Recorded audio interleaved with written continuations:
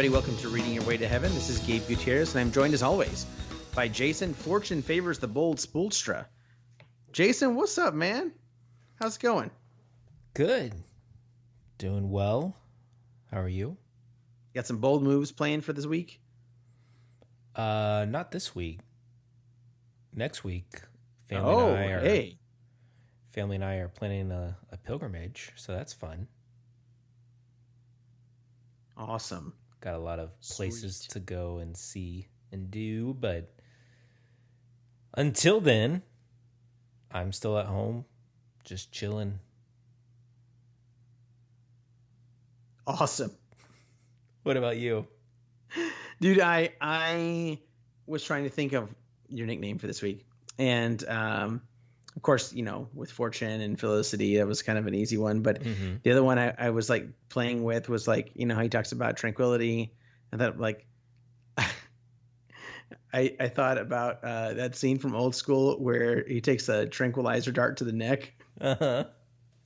And I was thinking something like, Jason, you got a trank in your neck, Spoolstra, but that's not the line. So no, it's not. Like, dude, you're crazy, man. You're crazy, man. That's awesome. Yes. Oh man. Just took one to the jugular. This is bad. This is bad. It wouldn't be a Reading Your Way to Heaven podcast without at least one Old School reference a week. Oh my gosh. So there's a reason why tranquility is not around certain people. Yes. Oh man. I'm good, dude, and I'm ready to jump right in if you are. But let's do it. Let's do it. So we are chapter 16 through 20 of book 4, part 1, City of God. And chapter 1 or 16 is chapter 1. Chapter 16 is the Romans assigned a separate god to each activity. Duh. Why did they put the temple of Quis, or how would you say that? Yeah, Quis. Yeah. Outside the gates. So they have a god for every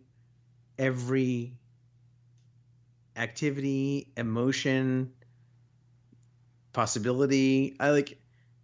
There's a god of stimulation, Jason. Or a goddess, I should say. Uh-huh. But the one for tranquility is something a little bit different about that one. Yeah. Quis, tranquility, is, you know, the goddess to help make men tranquil and peaceful and calm. Yeah, we don't need that in the city, you know, in the wall around the city, do we? Why would you? Why would we want that? Why would anybody need that? Yeah, why would you? That's crazy. That's crazy, man. But I mean, hey, we still have it, so that way when people ask, like, well, why didn't you have tranquility here? Like, oh no, we do. She's out there. Yeah. Well, in out there and often unused, right? Mm-hmm. Well, you know, I out of sight, out of mind, Gabe. Augustine, exactly. I did appreciate Augustine's observation to that, though. That so what's the deal here? Every other, you know, altar and temple is set up within the gates so that they can be worshipped or where the people are. But Quis is outside of the gate, kind of far off by herself. And what does that mean? Like, and people aren't really using it. So is there a symptom here of an untranquil spirit, right? That you push tranquility far away from you. So that's telling that there's something about like, you know, this avoidance of actual peace, actual tranquility. And then the next line of, or did it rather mean that anyone who obstinately worshipped that mob of demons could not enjoy the tranquility to which the true physician invites man? So the reality of, like, you know, when we're engaging in the worship of all these other gods and goddesses who are actually demons, we're never going to actually have real tranquility, real peace that only God, the God, God of gods, can give. And so that's telling that tranquility is pushed to the side and ignored, out of sight, out of mind. And he moves on and addresses, and I think this was very providential that we blocked these chapters into 5, because chapter 16 sets up 17 and 18, where first he's saying, listen, the Romans, you've assigned gods to every activity and every little thing, as we've heard in a previous chapter. But you seem to kind of be loose with how these gods are either tied together or related to each other, or you're saying this one is a goddess but this one isn't really a goddess, and and some are both, like they're both gods and goddesses, but how do you distinguish between the two? Like, for example, in chapter 17, title, if Jupiter is the supreme power, is victory also to be considered a goddess? The real thing here I took away, is the victory and triumph.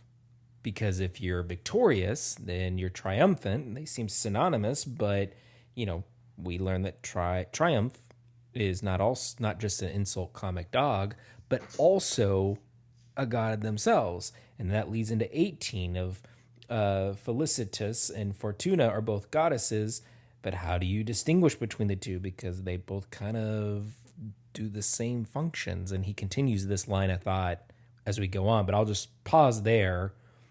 17 and 18, was there anything that you underlined, anything that stood out to you in those two chapters? Yeah. I just real quick clarification.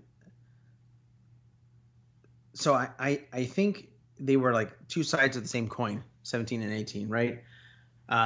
17, I think he was saying the triumph is not a god.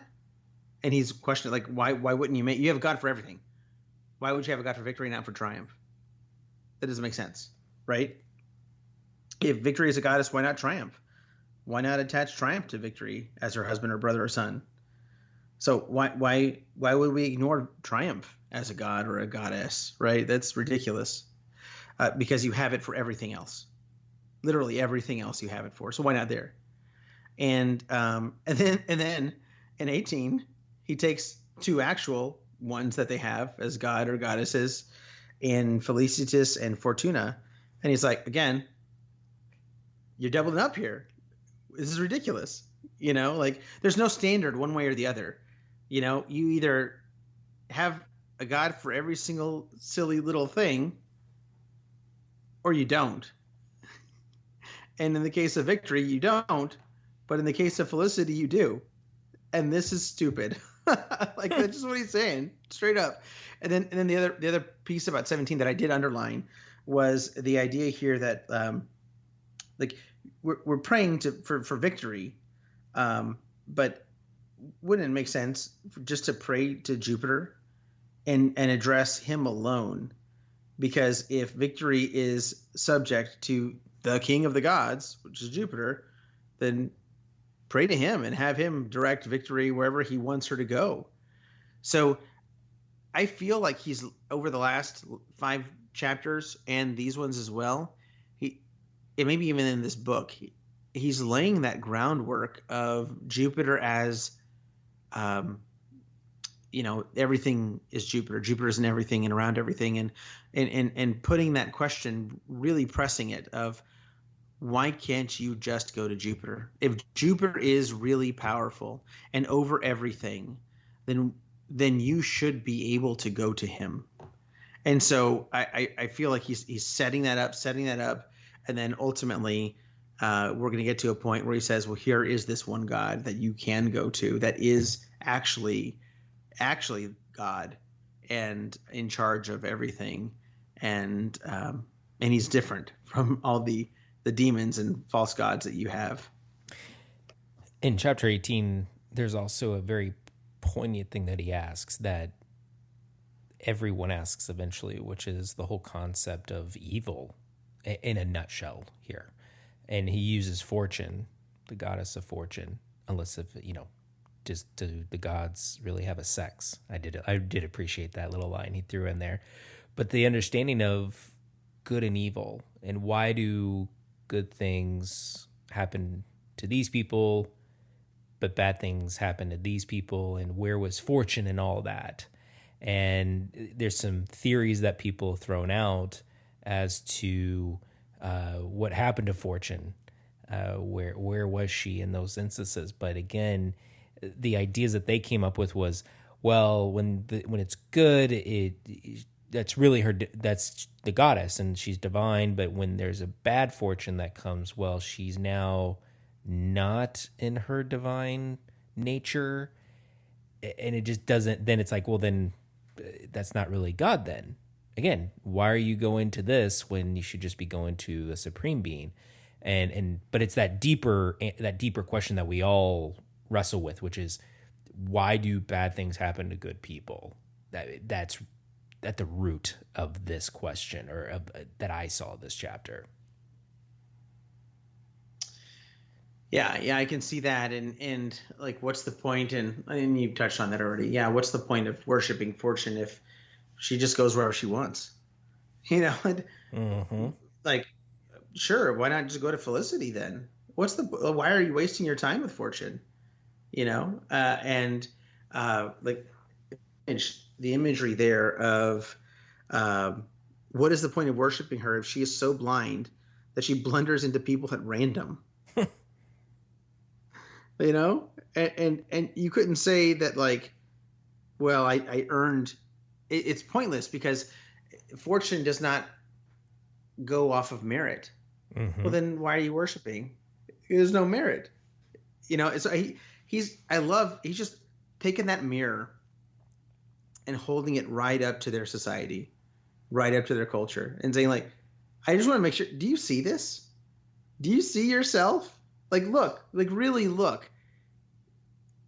You have no clothes. like, look, this doesn't make sense.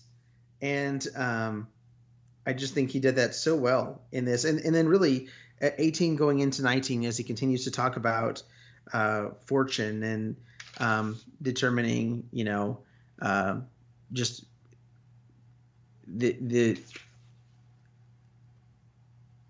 statue, well, not determining, but telling the story of the statue of fortune that spoke, and then like that's creepy, but you know what? I mean, like, I believe it because demons can do stuff, like, don't fall for those tricks. Don't think that it's something real just because something like that happened. All kinds of trickery can happen. And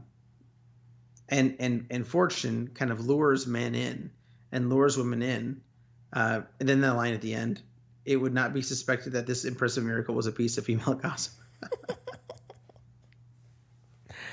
Oh man. So I tying this in, I watched, there's a YouTube channel called Oversimplified where have you ever heard of it or seen it? Oh, no. You need to see it. It's really good. It's a guy that puts together these long form videos.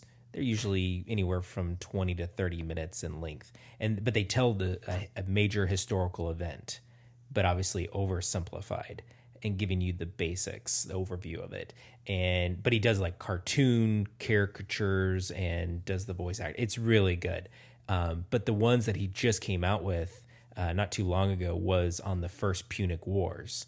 And the First Punic War was that of Rome in the 6th century BC. And so it was actually funny because he told the story of Marcus, I believe, the guy he's like, no, I have too much honor. I'm going to go back to Carthage. And he gets killed. Yeah. Like that story's in there, which I was like, hey, I remember that. But the other reason why I was bringing this up is he talked about how, for Rome being such a conqueror of the area, they also their empire didn't really invent things. right? They just adopted and maybe perfected certain things like aqueducts or chariots and warships and just different strategies, but also their theology is really, as we all know, is just a copycat of the Greeks and the Greek mythology and the gods of the Greeks. And so it makes sense that for the Romans, they can't. I what I'm trying to get at is that Augustine, who is so brilliant, but also understanding his audience of you guys, it's kind of like in the Dark Knight Rises, and it's like, oh, you learned in the dark. I was born in the dark. He's like, guys, you just merely adopted this, and this is so your arguments and your ideas and the theology that you have is paper thin at best. And all I have to do is just come and barely poke, and I'm punching massive holes in your logic and in your theology really easily because they're not grounded in anything. And that's what he's trying to wake them up because they are such a fickle culture and a fickle civilization where he's like, no.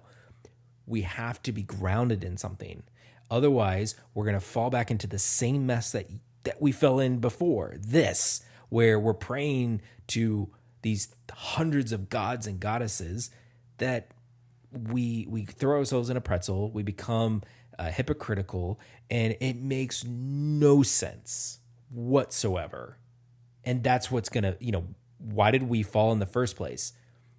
It's not because we lacked the innovation and the skill set. It's because we lacked the community, the civil part, in that all at the heart of it should be God, the one true God, not what you thought was God hundreds of years ago that I'm trying to show you. And I guess and to kind of tie this into this last part is him talking about virtue. And talking about virtue and faith here. And, what does a civilization need? What does a city and a state need? You need to have your laws and your men steadfast in virtue and in faith. Now, here, obviously, he's talking about the difference of the city of man. How does the city of man see virtue? And they saw it as a goddess rather than something that was given by God. Yeah. The line that jumped out to me was early on that virtue is not a divinity, but a gift of God. And so men should seek virtue from him who alone can grant it. And the whole mob of false gods should be sent packing. Right. So that was really, really fantastic line there. But yeah, virtue and faith are seen as deities, as God or goddesses, and just he does a really good job of saying, okay, well, like this is not like to want to have a virtuous life. That's a good thing, but there's so many contradictions here, and then also, if you're going to have the gods there in that case, then why not have also sub-gods or other gods to cover the different aspects of virtue and different things like that? Right, because there was the how the cardinal virtues that we see, they see it as sub-gods almost. Yeah. But still there's things that are not gods that he's like, that's ridiculous. I mean, you can have a god for that. You should have a god for this. Mm-hmm. So it's, again, that same kind of argument there. But then pointing out the good quality of those things. And then questioning, like, what about prudence and wisdom? Don't they deserve to be treated that way also? What about this? What about that? And then ultimately coming back to the one God argument, right? By the same token, one God might be worshipped and the other gods be accounted aspects of him. In any case, faith and modesty are included in virtue, right? So the idea that, like, okay, we have all these different many gods, or we could have this one God that encompasses all of this, and then you don't leave something out. Then you're not like, why wait a second, why isn't fortitude a god when all these other things are, you know? And maybe we should just have one. Also, there is just one. I was gonna say, makes sense to me. Yeah. And that's it. I know. That brings us to the end. Yep. Guys, thanks for hanging out with us each and every week as we are making our way through the city. We are we're 150 pages into the book now, but it's a big one. I mean, there's a little over 1,000 pages, so we got a ways to go still. We'll be with us. There's plenty of time for you to invite your friends to come on the journey, and you can do that by either having them on YouTube and searching for Reading Your Way to Heaven, or sending them to our website at readingyourwaytoheaven.fireside.fm. That's going to do it for us this week, guys. Thank you so much again, and we will talk to you next week. Until then, love you. Bye. Love you.